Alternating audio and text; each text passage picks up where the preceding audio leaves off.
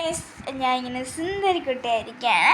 അപ്പോൾ എന്താണെന്നറിയോ, ഞാൻ ഇങ്ങനെ വെക്കേഷനും ബോറടിച്ചിരിക്കുകയാണ് ഗൈസ്. ഞാൻ എല്ലാ വെക്കേഷനും ഹാപ്പിയാണ്, പക്ഷേ ഇപ്രാവശ്യം സാഡാണ്.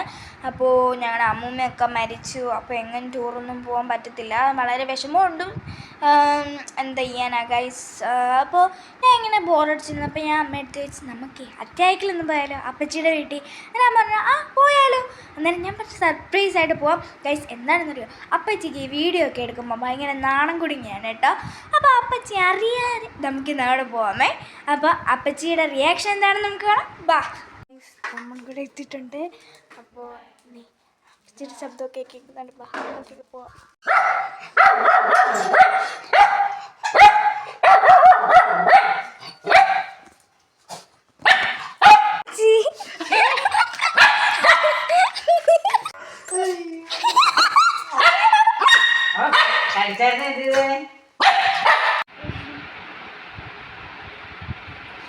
നാരങ്ങ എനിക്കൊരു ശകലം, അത് എനിക്കിഷ്ടമാണ്, കഴിക്കരുതാത്തതാ. ചോറെല്ലാം കഴിച്ച് കഴിഞ്ഞിട്ട് നാരങ്ങ നിൽക്കുമ്പോൾ നമുക്ക് തൃപ്തിയാവും.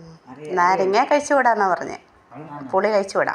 പുളി ഇതിനുണ്ടോ നോക്കി, നോക്കി പുളി ഉണ്ടോ നോക്കി, വളം തൊട്ട് നോക്കി, വെറുതെ നോക്കൂ കേട്ടോ.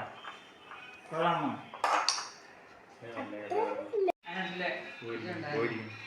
ഞാൻ പോയാലാണെന്ന് പറഞ്ഞിട്ടുണ്ടാവും.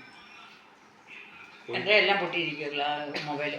അപ്പോൾ ഗൈസ്, ഞങ്ങളിങ്ങനെ അപ്പച്ചിയെടുത്ത് കാര്യമൊക്കെ പറഞ്ഞിരുന്നപ്പോൾ അപ്പച്ചി ഞങ്ങൾക്കൊരു കല്യാണ ആൽബം കാണിച്ചത്. അപ്പച്ചിയുടെയാണ് ഗൈസ്, 31 വർഷത്തിന് മുൻപുള്ളതാണ്.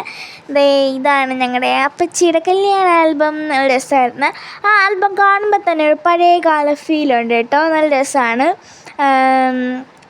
അപ്പോൾ ഗൈസ്, ഇതാണ് വെള്ള ഷർട്ട് ഇട്ടിരിക്കുന്ന എൻ്റെ വലിയച്ഛനും ആ ബ്ലാക്ക് ഷർട്ട് ഇട്ടിരിക്കുന്ന എൻ്റെ അച്ഛനുമാണ്.